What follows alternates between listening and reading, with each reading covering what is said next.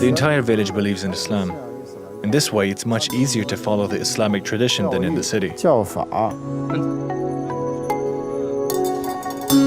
More than 10 years ago, it wasn't good for Hui Muslims. In the past, during the Cultural Revolution, lots of things were burnt, like the Quran.